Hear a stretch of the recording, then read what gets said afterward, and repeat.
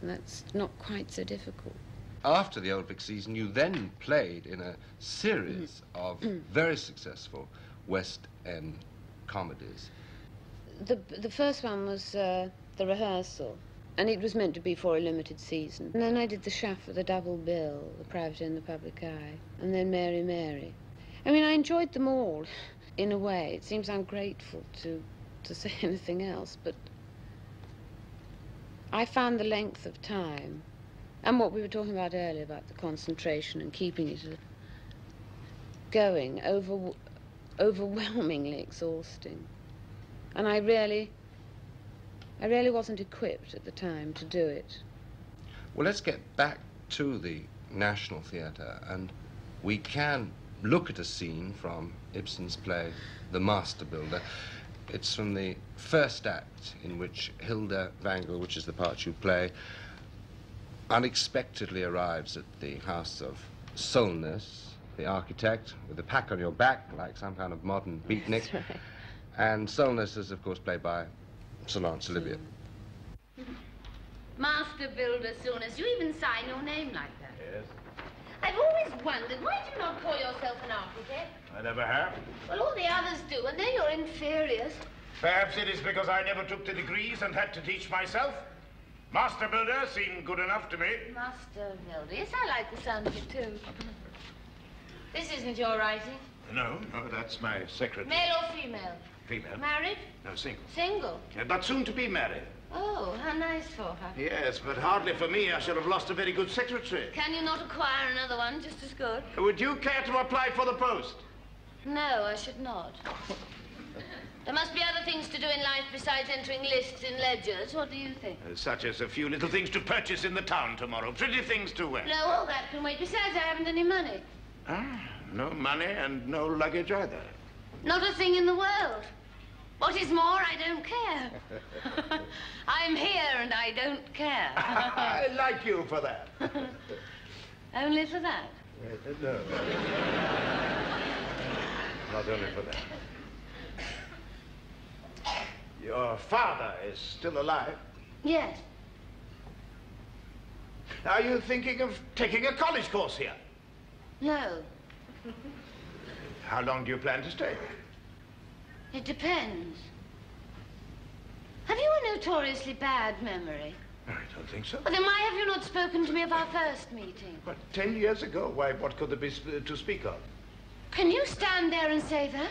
Well, you speak of it. Oh, very well. The day that Master Builder Solness finished building the new church tower, the town of Lusanger celebrated the occasion. Ah, that I remember well. How could the most forgetful forget it? A band played the whole day long, and there were hundreds and hundreds. I don't think I've ever seen so many people. We were all in white. We? From our school, and we each carried a flag. Oh, those flags! I can see them now. Well, suddenly, in the midst of the flag waving and the cheering and the music, there was a dead silence. Well, we all looked up, and you were climbing up the scaffolding into the sun. Ah, yes. The ancient architect's custom. I was keen to honor it in those The days. scaffolding of your own tower. You climbed, and you climbed, and you climbed with slung over your arm a great wreath of leaves. You climbed, and you climbed, and you climbed, and when you reached the weather vane, right at the top of the spire, slowly you hung the wreath on the topmost tip. So I did. Suppose, I thought, standing down there, suppose you were to fall. Well, I might have done, as a matter of fact, for one of those little devils in white. It all comes back to me now. Had the impertinence to shriek up at the top of her voice. Oh, no, what? What did she shriek? Oh, The little just, devil. Master Builder, Master Builder, Master Builder, over and over again. It was pretty disconcerting, I can tell you. Yes, I was the little devil. Did you find Ibsen difficult or easy to play? I found it very... I mean, we did 2 productions, actually. The first time I played it was with Sir Michael Redgrave. And I don't know, really... Something went very wrong. I've tried very hard to analyse what it... I think I played it rather frenziedly, you know, much... This is what an awful lot of the notices said. And the second time round, I found it much simpler. You know, I sort of calmed down and held on to certain things which were I found very important about Hilda Wrangel, you know.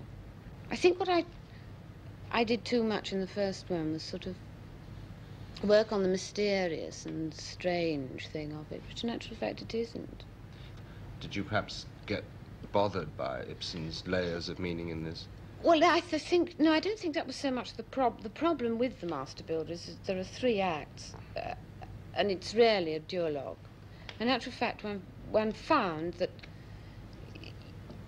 in Ibsen, and in that play in particular, one was saying very much the same thing. It was one of those things of trying to vary it and colour it as much as possible. I don't think I did that the first time either.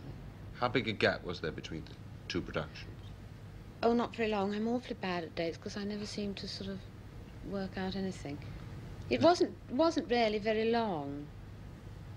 I mean, that's another marvellous thing, you know, working in that kind of theatre, that you can start again, you know, and try again, and make something work which hadn't worked before, you know, instead of it just being a write-off. Hilda's often referred to as a kind of bird of prey. Did you find this difficult to play? Because it mustn't be apparent too soon that she's luring Solness to his death. I don't think she's aware of it at all.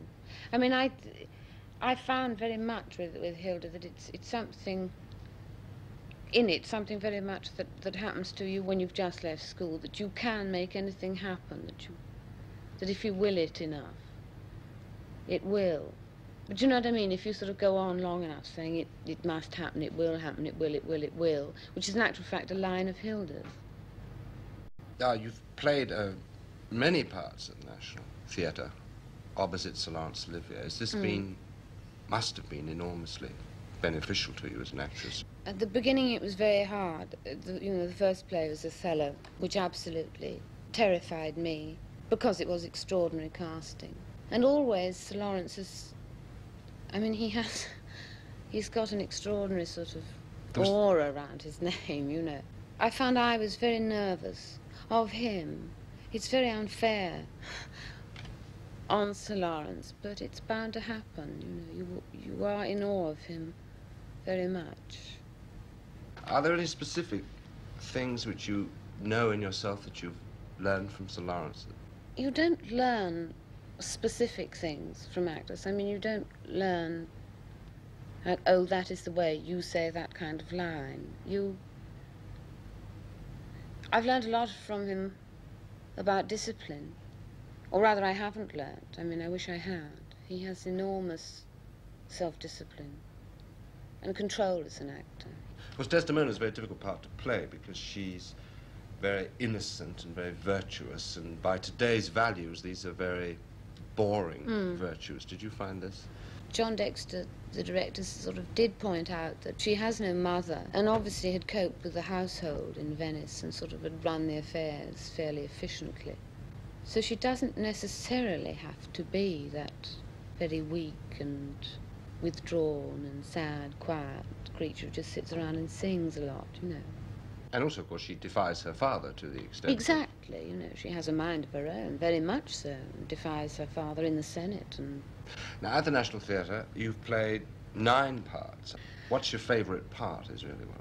I suppose the most satisfying really was Desdemona, because it was one of the most difficult, and one that, you know, everybody thought was a mistake and was, you know, impossible. And I find it wasn't satisfying at the beginning, that I will agree.